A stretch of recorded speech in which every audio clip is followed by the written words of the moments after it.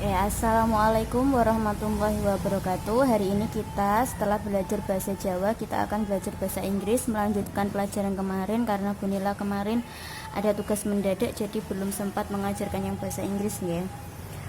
Silahkan siapkan buku tulis untuk mencatat materi hari ini karena di LKS kalian tidak ada materi yang akan Bu Nila sampaikan ya. Jadi nanti kalian jika mengerjakan di LKS nanti bisa kebingungan karena belum tahu dasarnya ya. Silahkan disiapkan.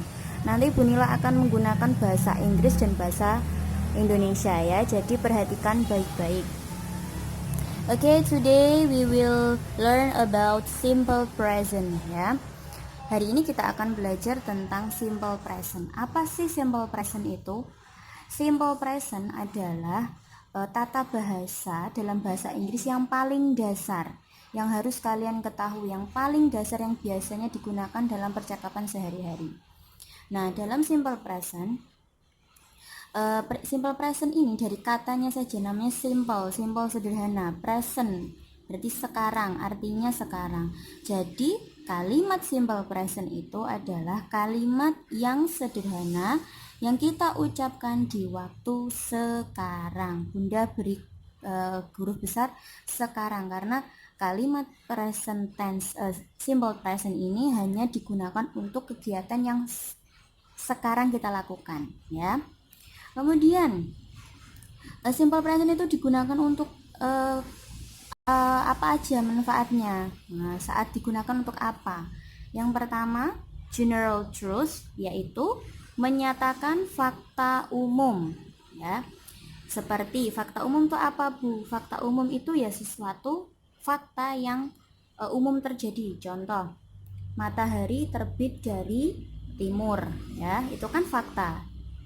Nah, seperti itu. Kemudian wanita melahirkan, itu juga fakta. Nah, jadi kalimat yang berupa fakta harus disampaikan dengan kalimat simple present.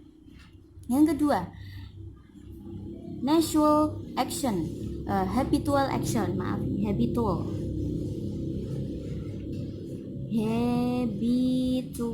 habitual action itu adalah kebiasaan yang kita lakukan sehari-hari. Contohnya, aku mandi setiap pagi. Setiap pagi itu kan berarti setiap hari.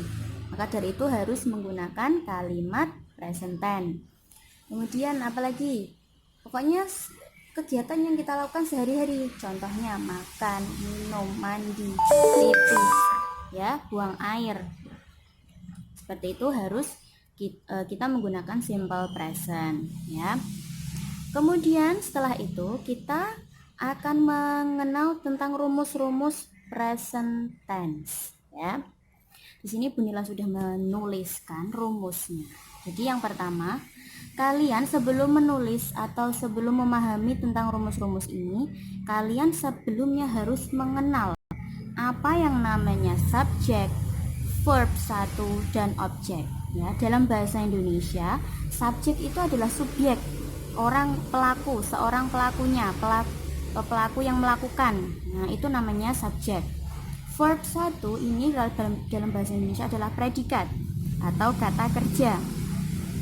Dan O ini adalah objek, bendanya ya. Nah, dalam bahasa Inggris subjek itu banyak, Kak. Ada I, aku, you, kamu, we, kita, they, mereka, he, dia laki-laki, she, dia perempuan, it, itu bisa menyatakan benda. Nah, semua itu dibedakan ke atas single atau jamaknya. Single itu berarti tunggal. Yang I, you, we, they ini jamak ya. He, she, it itu tunggal. Jadi diingat-ingat. Jadi kelompok jamak itu I, you, we, they. Dan kelompok single atau tunggal yaitu he, she, it. Ingat-ingat ya. Nah, sekarang kita perhatikan rumus kalimat positif. Jadi nanti ada kalimat positif, kalimat negatif, dan kalimat interrogatif. Untuk kalimat positif, rumusnya adalah subjek verb 1 ditambah SES ditambah objek. Nah, berarti nanti di depannya harus ada kata subjeknya, ada predikat satu atau predikat yang paling dasar, ditambah s, imbuhan ses, ditambah objek. Sekarang Bunila akan beri contoh. Bunila pakai you. Nah, you play gadget. You di sini berarti apa? Ikutnya jamak you. Nah, berarti kalau pakai you, pakai jamak, tidak usah ada tambahan ses-nya di verb 1. Jadi you play gadget.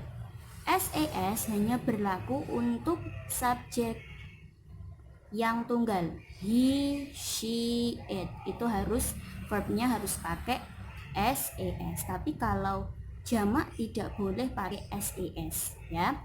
You play gadget. And example number 2, she plays gadget. Nah, di sini sudah ada perbedaan. She di sini tunggal, dia perempuan. Plays verb 1 ditambah es atau s. Nah, play harus diberi imbuhan s, ya. Gadget, she plays gadget. Dia perempuan bermain gadget, ya. Kemudian kenapa kok do di sini enggak ditulis, Bu? Yang you do play gadget, enggak. Do dan does hanya ditulis di kalimat negatif. Nah, ini setelah ini Bunila jelaskan. Kalimat negatif sekarang rumusnya subject plus do not or does not plus verb 1 plus object. Jadi nanti subject, terus ada do not atau does not, verb 1 kata kerja pertama, dan object. Nah, do not ini artinya tidak, ya. Do not artinya tidak, does not artinya tidak. Do not ini digunakan untuk subjek jamak I, you, we, they. Dan does not digunakan untuk subjek tunggal he, she, it. Diingat-ingat, ya. Jadi nanti tinggal lihat subjeknya. Kalau subjeknya jamak harus pakai don't atau do not. Kalau subjeknya tunggal harus pakai does not, ya. Ini do not ini bisa disingkat menjadi don't, and does not bisa disingkat menjadi doesn't, ya. Contoh sekarang, you don't play gadget. Nah, kalimat yang Bunda berikan sama, ya. You tadi subjeknya jamak, ya. Kenapa you kok jamak? Memang aturannya seperti itu, Kak, dalam bahasa Inggris, ya. Yang dikategorikan jamak itu I, you, we, they, sedangkan yang tunggal he, she, it, ya. You don't, karena you ini jamak berarti pakai do not. Don't play verb 1, gadget tidak ada tambahan s karena ini kalimat negatif. Kalimat negatif tidak boleh ada akhiran s, tapi harus ada kata tidak. Kemudian she plus doesn't play gadget. Dia perempuan tidak bermain gadget, doesn't, karena dia tunggal. Jadi harus pakai doesn't atau does not, ya. Kemudian kalimat tanya. Nah, kalimat tanya ini kalian harus pahami bahwa berarti kalau kalimat tanya itu kalimat untuk menanyakan sesuatu di waktu sekarang, ya. Nah, rumusnya adalah do or does ditaruh di depan. Do or does di depan, kemudian baru subject, kemudian verb 1, kemudian object.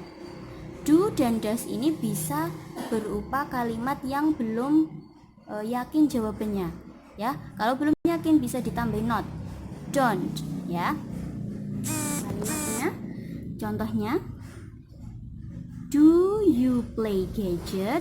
Nah, tadi kan you play gadget, tidak ada do-nya. Nah, sekarang kalau kalimat tanya harus ada do-nya. Do you play gadget? Apakah? Nah, do dan does ini artinya apakah. Apakah kamu bermain gadget? Nah, ini do you play gadget? Do you play gadget? Nah, kalau kalimat yang ditanyakan itu belum yakin tentang jawabannya, bisa pakai don't. Don't you play gadget? Nah, apakah benar kamu bermain gadget? Nah, itu untuk meyakinkan. Nah, itu bisa pakai don't. Don't you play gadget? Seperti itu. Kalau yang ditanyain itu dia perempuan, berarti gimana, Bu? Berarti do diubah menjadi does. Does she play gadget? Does she play gadget? Nah, seperti itu ya. Nah, untuk akhiran s dan es ya, harus benar penggunaannya ya.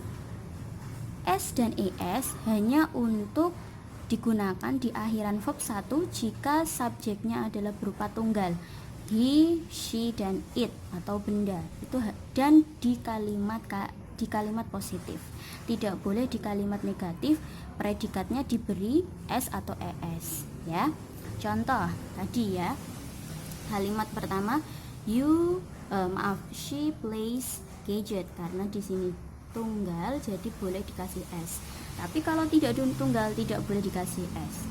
Kata apa saja yang harus jika dia bertemu dengan subjek yang tunggal? Apa saja, Bu, contohnya? Nah, contohnya kata atau verb kata kerja yang berakhiran ss, sh, sh, ch, x, dan o. Nah, contoh kiss. Kiss artinya cium. Nah, kalau di ibu mencium anaknya berarti mother kisses kid. Mother kisses kid. Nah, ini akhirannya kiss ya. Harus diberi imbuhan es. Kemudian apalagi yang ss, Bu? Ss itu miss. Nah, merindukan, rindu. Mr. Diaz misses his mother. Nah, Tuan Diaz merindukan ibunya. Kemudian apalagi yang berakhiran sh? Wash. Tahu wash ya? Wash, mencuci. She washes clothes. Dia perempuan mencuci baju. And then yang berakhiran ch, watch, menonton. Nah, ayah menonton bola. Ayah menonton film, berarti father watches movie. Nah, sampai sini jika ada pertanyaan silahkan ditanyakan.